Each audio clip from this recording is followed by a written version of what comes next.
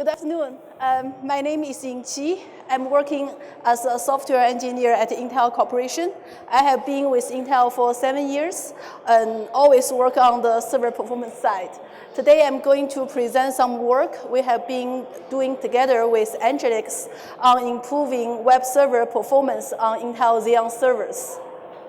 As we all know, server core counts dramatically increased recently. In the year of 2009, we launched our Xeon Server X 5500, which has 4 cores per CPU.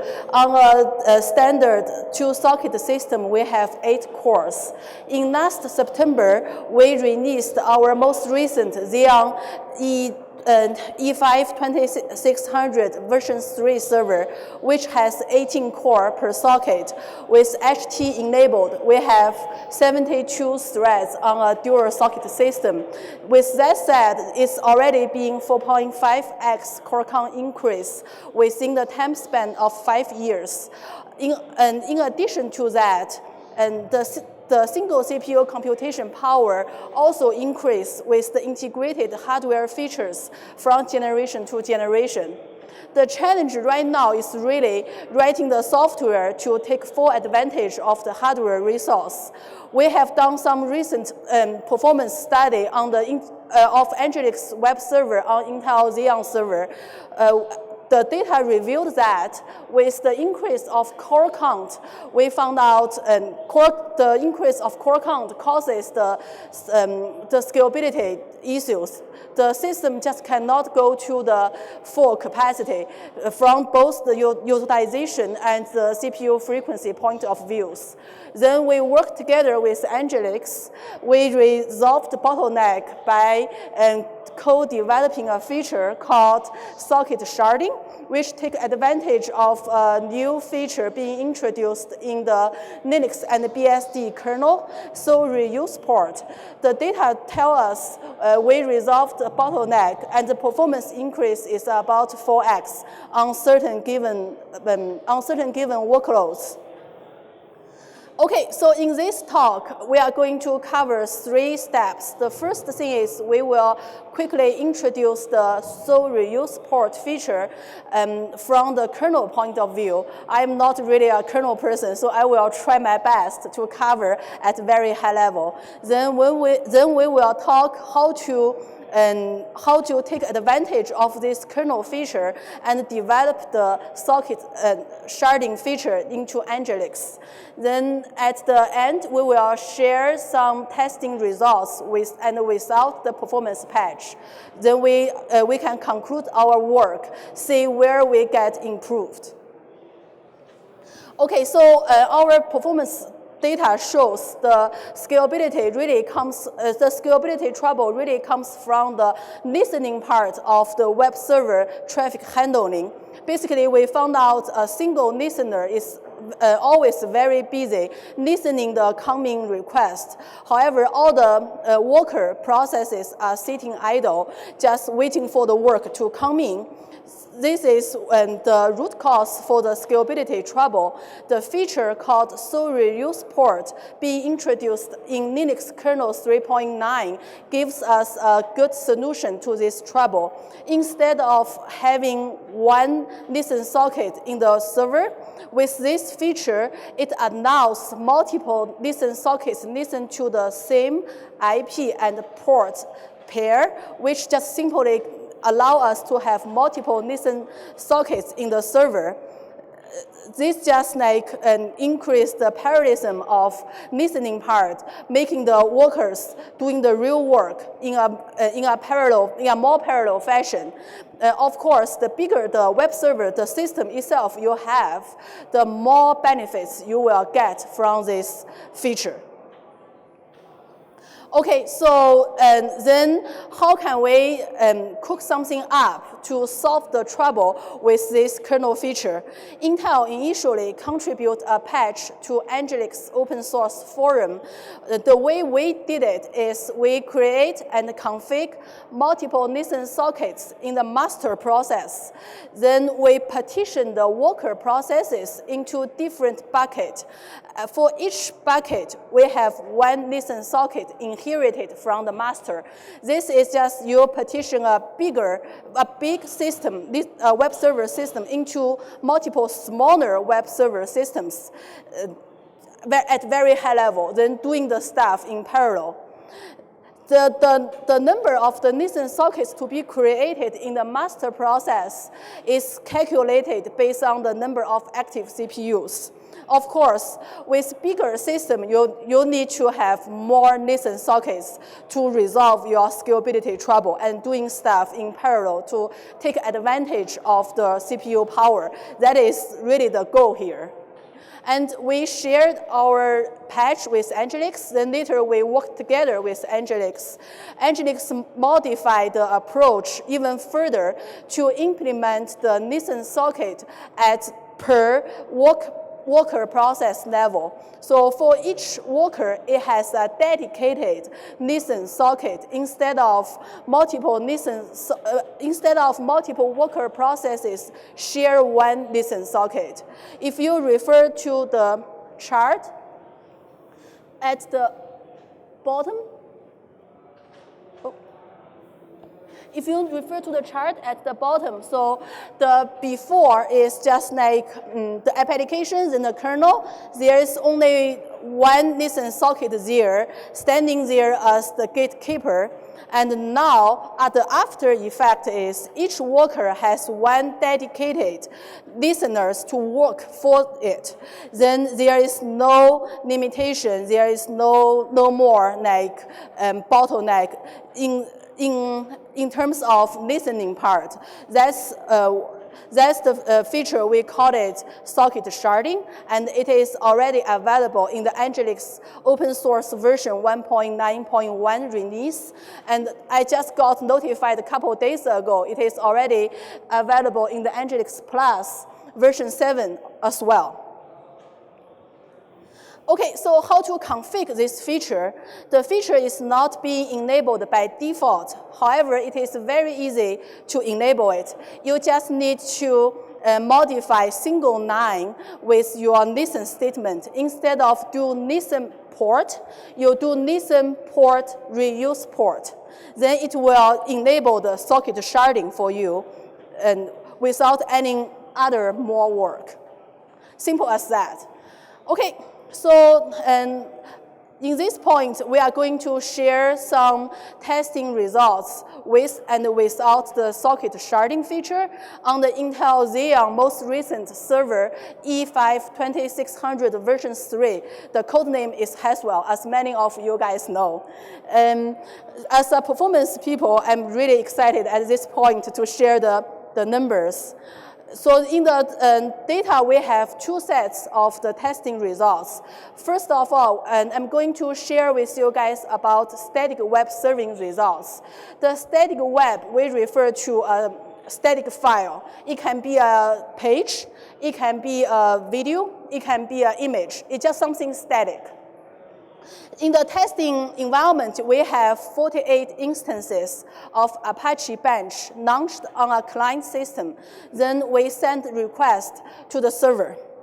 We have covered 4 different sizes of data to come across different usage models. Keep alive and accept mutex are both disabled for the testing results. The configuration is also listed here. Only a couple things I want to mention here. The first is the NGINX version. And the NGINX version we tested on is 1.7.7. At that point, the feature has not been fully implemented. The testing results are only based on the Intel initial approach. We haven't got a chance to test the final version implemented by NGINX engineers. The Linux OS version is the Red Hat Enterprise Linux 6.5 with upgrade kernel 3.13. We tested on Intel Xeon processor E5 2600 V3 with 18 core servers. Okay, so here is the result. You can see there are 4 different sizes of the data from the left to the right, from the top to the bottom. It covers 100 bytes, 1K, 4K, and 10K. The orange line is the patch data. The blue line is the default behavior. The x-axis is the number of concurrent requests. The further going to the right hand is with more pressure, the higher number of concurrent requests going to the server. With that said, you can expect higher response time, but it's always come with higher throughput as well. The y-axis is the number of connections it can serve per second. You can also treat that as your throughput. Basically, you can see the gains from the patch are pretty consistent. At the high end, it's about 4x. With the patch, with the socket sharding patch. The only outlier is at the 10K data size. The gains is much smaller. That is because with the patch, it's already hit the network limitation of about 10 gig. Since we only use one 10 gig connection to test the patch, it's already reached 10 gig. With higher network capacity solutions like 40 gig network or even 100 gig network, you will see about similar or higher like gains from the patch, just like you see on the other three graphs.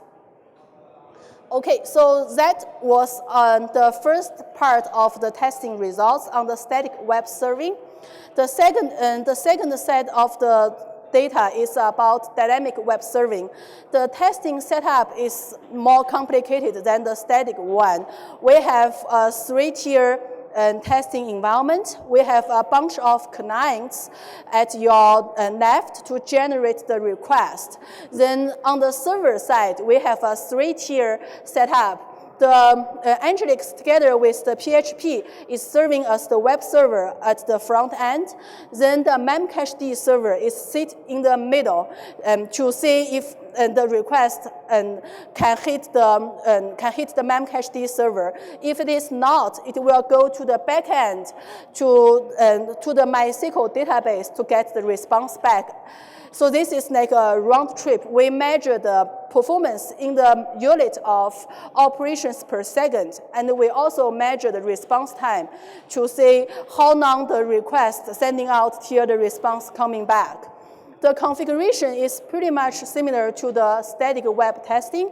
The only difference I would say, well, it's not the only, the software stack is different.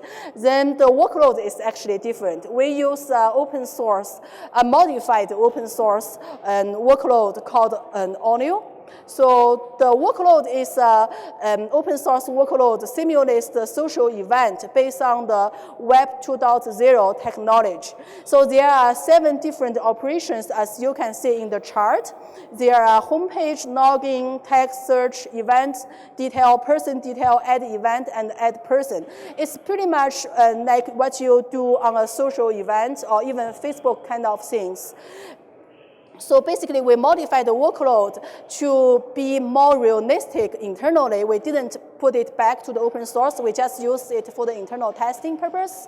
And this is the workload we use to test the socket sharding patch for the dynamic web serving.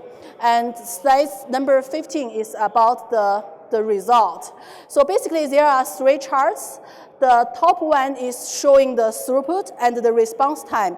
The x-axis is the throughput in the unit of operations per second. The y-axis is the response time in the unit of microseconds. So basically, you can see the curve is like flat until a certain point. It cannot serve anymore. It just go straight up. So this is a very typical response time curve when you see on any types of e-commerce or social networking workloads. So with the patch always showing as well showing in the orange line, you can see from the throughput point of view, it's stretched like 50% more to your right hand, which means the throughput improvements of the patch is about 50%, 48% actually exactly. And the lower 2 charts are showing why we get this additional 48% of performance gains. It is because we take more advantage of the system hardware resource. The left chart is showing you the CPU utilization. Without the patch, it can only utilize the system tier 70% of the utilization, and with the patch, you can go all the way above the 90% utilization, which is very, very high. And to your right is the frequency chart. Without the patch, you can see the system can only scale to 2 gigahertz of the frequency, and the reference frequency on Intel Xeon E5 v3 server is actually 2.3 gigahertz. Without the patch, you cannot even go to the reference frequency. Then, of course, you cannot go see any benefits from the Intel Turbo technology. With the patch, it's way beyond the 2.3 reference frequency, and you can see the highest it can go beyond 2.5 gigahertz, which is already the turbo frequency. So this slide clearly shows the performance gains from the patch, and why we can have the gains is because you better utilize the server. Okay, so to conclude the talk, with significant increase of core counts, we need software optimizations always to better utilize or take advantage of the hardware resources available to you. Sometimes people just say, oh, I got a better hardware, but I don't see any performance gains. I think that is majority of the case is maybe you need to do some optimizations in your software to make it scale better. And the SO REUSEPORT feature being introduced in Linux 3.9 kernel removes the one-to-one assignment limitation between the listen socket and the IP port pair. And BSD kernel also has a very similar feature included already. Intel, together with NGINX, we co-developed a feature called socket sharding, again, to take advantage of this kernel feature, which improves the NGINX Web Server performance by up to 4x on most recent Intel E5 v3 server. The feature is already available in NGINX open source version 1.9.1, and also included in the NGINX Plus version 7. So please, if you have an interest, test it out and let us know how does it work in your testing environment. We would like to hear back the feedback and the comments. If you like it, let others know. So if you have questions, here is the contact information. You can either contact me directly or contact Andrew from NGINX. We are here to help. If you have any questions or if you have any feedback on the socket sharding feature and on the NGINX in general. Yeah, questions? I will cover that in about 2 minutes. Yeah.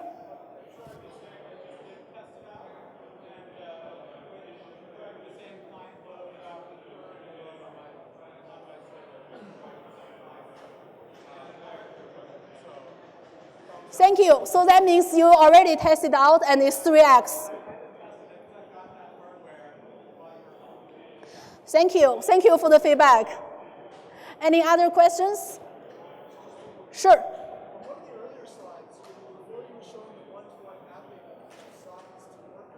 Sure.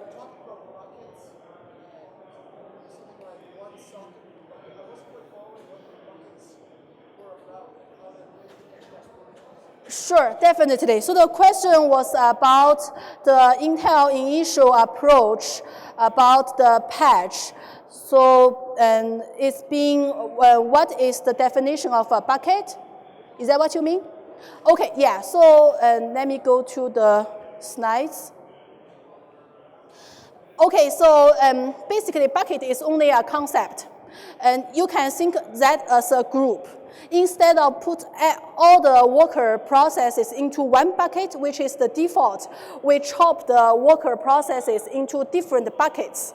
Let's say I have a 72 threads system. I have 9 buckets. Then I just put 72 worker threads evenly distributed among these 9 buckets. Inside each bucket, I have 8 worker processes. Right? Then for this bucket, I can do a listen socket for only this bucket. It's just like I break down one big line, waiting line, in the movie theater to buy the tickets into 9 different lines, buying the tickets at the same time. It just increased the parallelism.